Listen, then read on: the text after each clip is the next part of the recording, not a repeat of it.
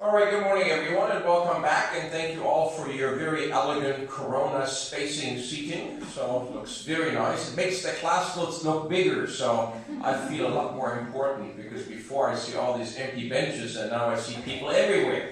So this feels really good. A couple of announcements from the housekeeping department. We've had 2 tutorials this week and I noticed a trend that during the tutorials people let me do the talking rather than talking themselves. As you know, you can raise your hand physically here in class or with the electronics if you do it on Zoom. If we want to make these tutorials a good trial run for assessment number 1, then that only works if you do what you would have to do in assessment number 1, and that is to contribute. In a very short case like we have this week, I would expect that you've seen the case, you've wondered, only 6 or 7 lines, therefore there must be more, and you would then go to the web and you would get some more background. In a longer case, like last week, you probably get all the background in the case. So this requires some preparation. It also requires that when you're in the tutorial that you participate.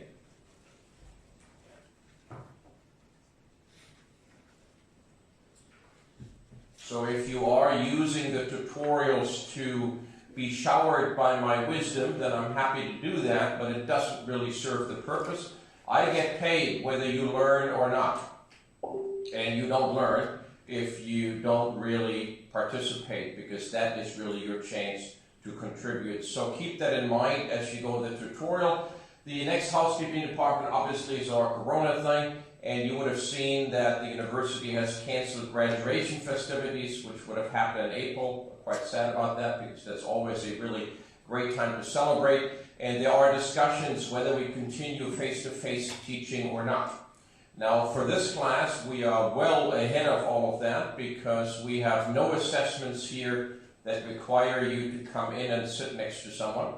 All of the assessments can be done remotely, so no problems at all. We kind of didn't really plan for that, but it worked out really well this way. And if we were to not have the Thursday class, then this is a very simple fix. You know that the videos that come out from each lecture are available Thursday night. Instead of sitting here, you would essentially do the same thing what our distance offshore and Vanuatu students do. You would look at the video, and it comes in 3 little portions. You can stop and go, or just take a break in between, so you get all of the video material, all of the lecture stuff, except that it would be just me talking to an empty room or something, so I'll have to make up my own jokes. So I have to laugh at my own jokes too, which is really complicated. And then what we would do for the tutorials, we will do the tutorials for this group the same way as we do them for all the others. We do it by online Zoom. We probably would break you into 3 groups, I would think, of about 10, 12 people, maybe 4. And I will let you decide, if it comes to that we don't have physical tutorials, I will let you decide whether you want this during the normal class times, when you make plans to be in class anyway on a Thursday, or if you want a weekday evening or a weekend time. I'm happy to be flexible so that this works for you. So for those of you that are wondering what we would be doing in this course if we do no longer have face-to-face teaching for a couple of weeks, then the answer is we just go on as we had planned anyway. There is no change, there's no drama, there's no missed material. This course is quite flexible and has been designed for a different audience, not just a classroom audience. That means we can seamlessly switch over and we can make sure that all the material gets taught in a non-face-to-face environment. Again, we haven't made a decision yet. That's way beyond my pay grade, and it has obviously huge logistic issues if we close a whole campus. And what do we do with people then, and how do we continue working? But in this course, we are absolutely perfectly smoothly able to continue on. Any housekeeping questions? Anything that raises any issues? Any questions I can answer regarding assessments, regarding groups? Anyone in here who is not yet member of that Facebook group that we have for this course? Cool. Very impressive. Thank you for that. That's good. Any other housekeeping questions? Anything from anybody? Who is not yet in a group of 5 people? Okay, good. What are you going to do about that? I think you have to find something You're going to find some people. Okay, good. That's what we did the past couple of weeks, so we're obviously coming to the end of that process. You have a whole bunch of people around here. Is there any group in the room that does not yet have full 5 people? You have 4. You now have 5. Welcome to the group. You have been sold to the highest bidder. She wants you. All right. So we solved that problem. You need a group? You need a group? You have how many people?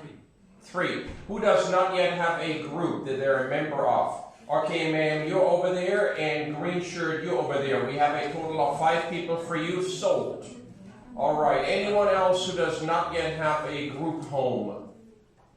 Okay, you have a group partly or not yet at all? Who here in the room has a group with not yet 5 people, 4 people or 3? All right, sold to her. All right, this is brilliant. We've got all problems of the world solved in 3 minutes. Anyone else? Are you negotiating who's going to go in the group, or is there anything that you need me to help you with?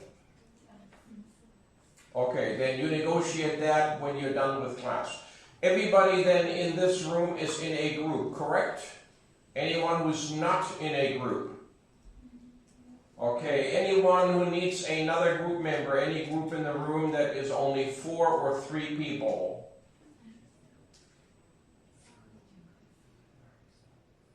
You're still counting with 3 fingers, so do we have 5 fingers, or are we down to 4? Can you hold up how many fingers, how many people you have in your group? 4. Then you now have 5, the person with a hat in the front. Okay, your group is done. Anyone else who needs help in finding a group? See, this works brilliantly. So, now you have 5 with her, correct. All right. In the back there, you still need a group? Good. You still need a group? Okay, good. Is there, now you had 5 before I gave you that person, or you now have 5? You now have 5. So you're done and you're sorted. Any other group that has only 4 or 3 members?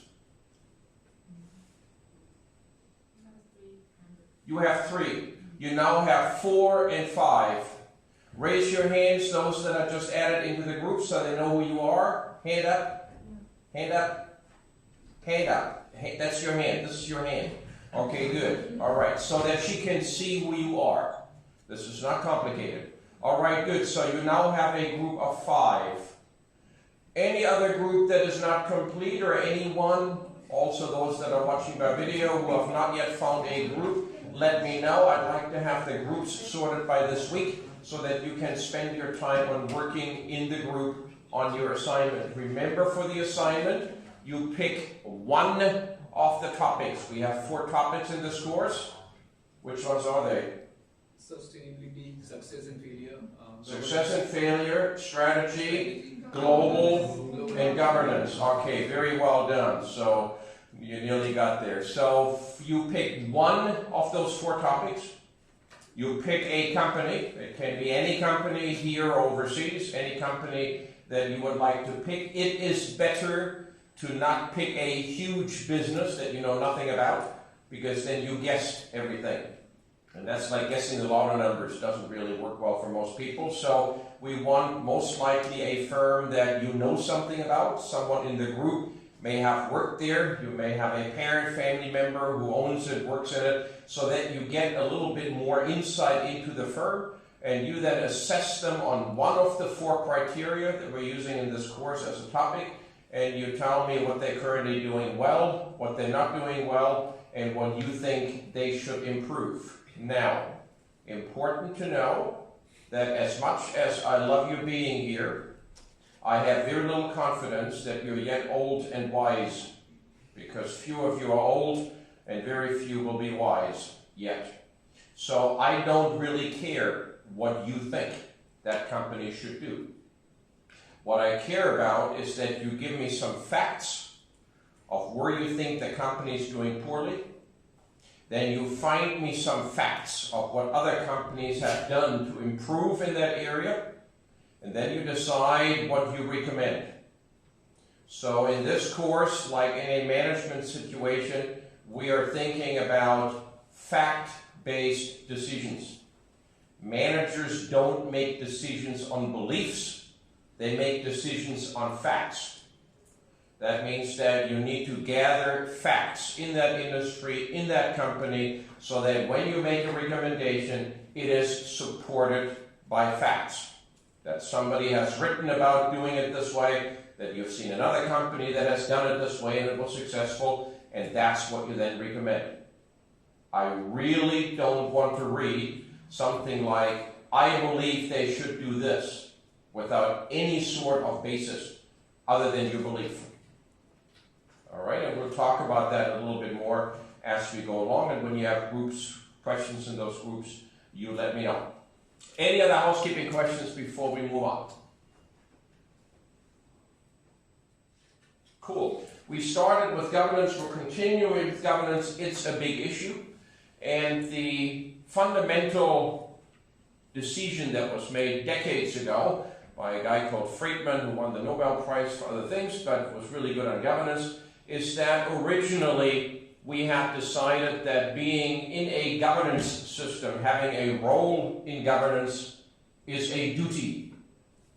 And when you have a duty in life, in work, in family, then that usually means somebody tells you what to do, and your duty is to do it.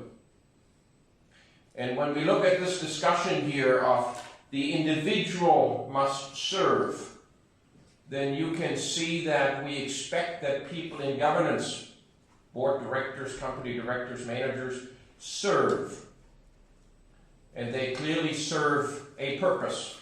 They serve the goal of the firm. When you go to work, it is not about you being happy, although that's a wonderful thing. It is about you delivering value by doing what you're told to do it better than they expected, and therefore you will get a promotion, you're highly regarded, and life is good. So you serve a duty.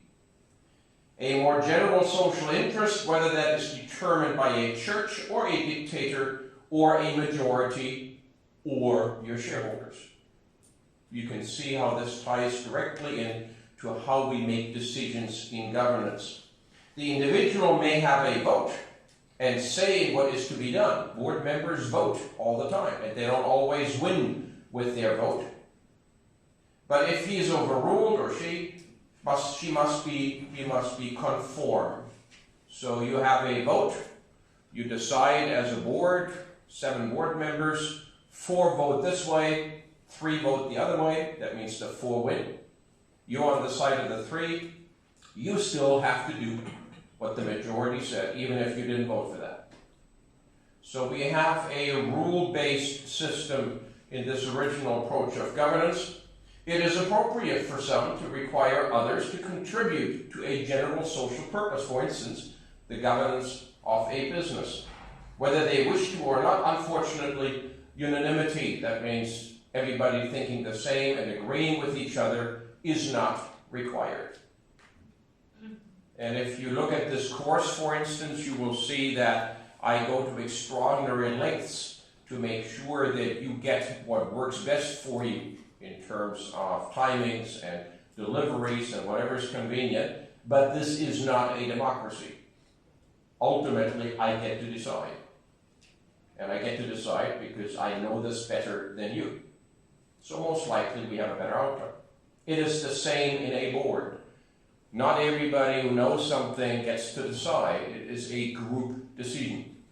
Now, when you look at that and you get the tone of that kind of message, you can see that this is a very rule-based approach. We essentially decide that your job is to serve. A board serves the shareholders, not the company, but the shareholders.